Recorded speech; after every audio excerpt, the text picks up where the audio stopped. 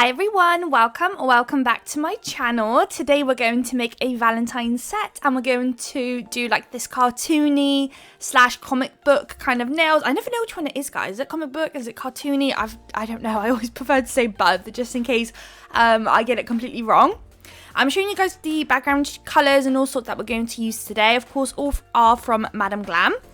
So I'm using more of like a kind of like a creamy background today rather than like a brownie nudie one, and I went in obviously with the pinky shades just to tie in with the Valentine's theme.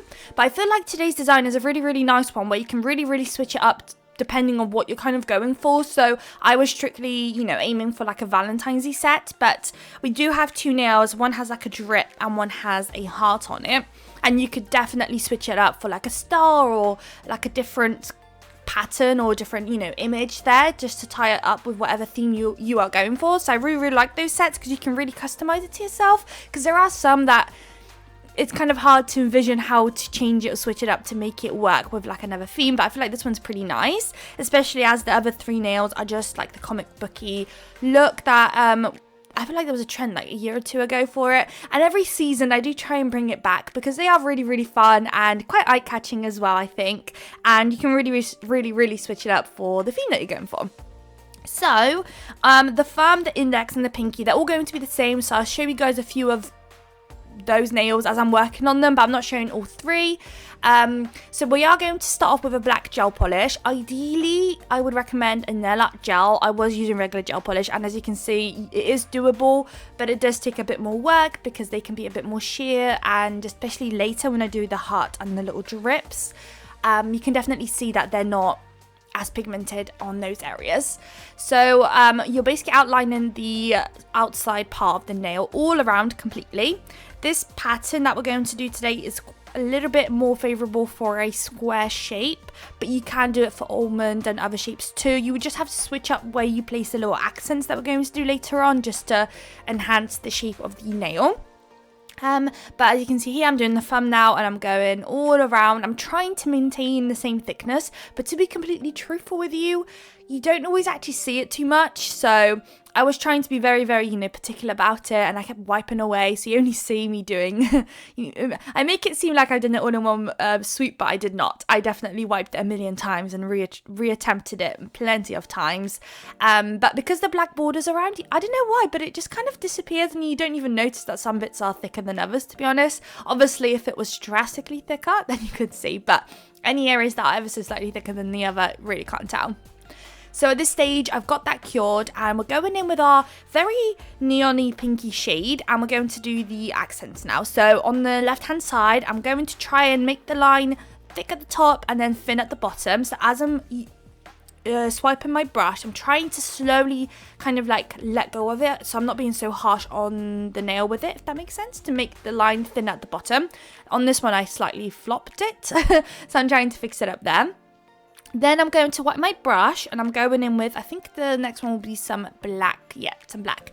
Then at the bottom on the right hand side, I'm going to do this 2-line bit. I don't even know what you want to call this, but here it is. And that's just to kind of enhance the square look of the nail. So I can only imagine that if this was maybe an almond, rather than doing like a sharp edge like I did, maybe you could like swoop it or something like that, just to enhance it. I'm sure there's plenty of people who've done an almond version of this, so you can definitely probably hop onto in Pinterest or Instagram and just see how they kind of place their little accents to enhance the nail. Then we're going in with the white, and we're going to do the same thing as we did with the neon pink on the left, but now we're going to do that with the white on the right hand side, and we're going to do that swoop movement as well, and then make the line thin at the bottom. The alternative with that one though is at the bottom we are going to add an extra dot there with the white. So I'm going to show that any second now after I do the thumb. And then the very last step of this nail, it's really fun because when you start off with the black rim around the nail, you don't really see the comic book vibe of it anymore, or not yet anyways. But when you start adding all these random lines at first, slowly it starts to kind of come together really nicely and starts to look like what you want it to look, which is nice. So it's always like a work in progress until you basically get to the end. So you have to trust the process, and then eventually it will look pretty good.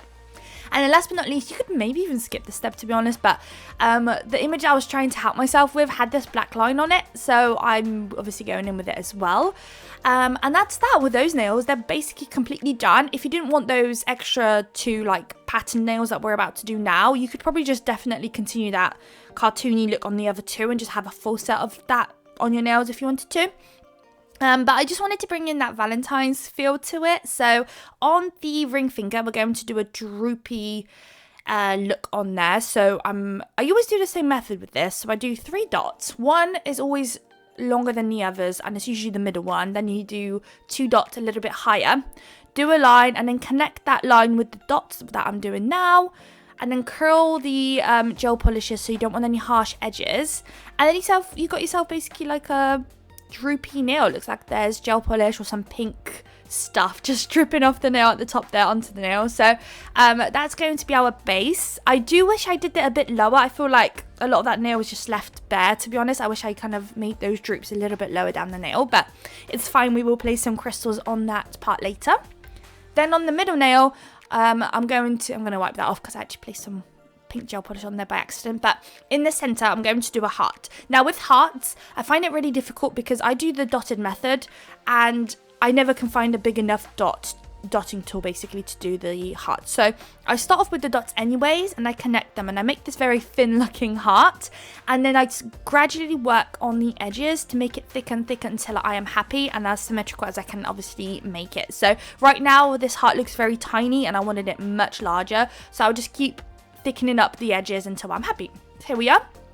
Now this is the part that I always hate the most, and that's outlining things with the black gel polish. I feel like I need to practice it more basically, and this is where I also made a mistake where I just continued using the black gel polish, and as you can see there's areas where it's a bit thinner than others, where it's a bit more maybe sheer and stuff, and it's just, yeah, not it. If you can, I would really recommend using a black gel nail art gel because they're much more thicker and more pigmented, and it will also make your life so much more easier when it comes to actually working with it. But yeah, so I've outlined the droops as well off camera because that, guys, was just a nightmare for me. And now we're just going to add those extra little details that we did on the other 3 nails just to kind of make the heart and the droop comic book like as well. So just a couple of white lines, a couple of thick lines, a couple of dots, and you basically made it look like a comic book, which is why this is so fun because you could really switch it up with some stars, for example, you could do.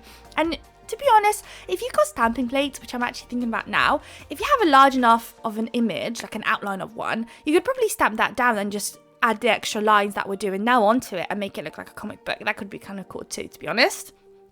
But there went the white dots in between. I am curing, especially after I obviously outlined it with the black, because I can't be trusted. I'm so clumsy. I'm going to end up touching it, smudging it. I just can't be trusted. So I always try and cure in between, or like a quick cure, not always like a full cure.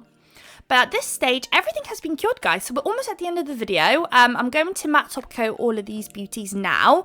A little disclaimer, I have those little stubbly bits at the bottom of the nails. Don't worry about it. I do file them at the end. I don't do it at the start because it's double the work. At the end, I do a final file on the bottom and the sides to crispen up the nail. And then that basically gives it that nice look. So if I was to file at the start of the video, it would just be double the work, so I'd have to file it again anyways at the end just to get that crisp look. So I just do it at the end. I know I sometimes get comments that people could say that they're going wild because they're looking at those little bottom bits and it's driving them insane. So I'm so sorry, but I promise I do at the end. If you see my final results in a moment on my hand, then you will notice that they have been filed and they're looking nice and ready to wear and not crazy looking at the bottom.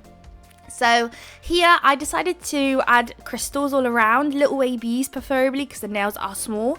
And I'm just going to kind of scatter them around. I'm trying to leave an even amount of space in between each one just to not make it look too crazy.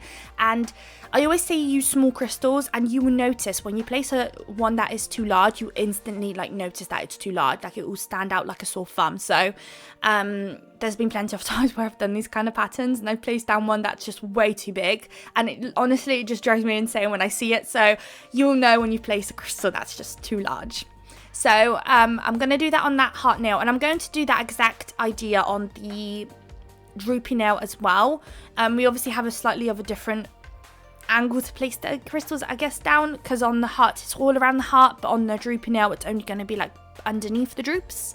But you'll see in just a moment, and we'll end up placing much less crystals on that nail as well. Which is funny because it feels like you've got more space on this nail, but we will be placing less crystals. So I start off in the middle, and then I just do 2 at the top, 2 at the bottom, place the crystals down, and that'll be basically it, guys. The rhinestone glue that I'm using is from Macart, my all-time favorite. I can't live without that stuff. And then the crystals are just some Shein crystals and not any like real Swarovski or anything like that. That will then go in the lamp for a cure, and you're about to see the final result. So I hope you guys liked the video. If you did, please don't forget to like, comment and subscribe, and I would love to see you all in my next video. Bye guys!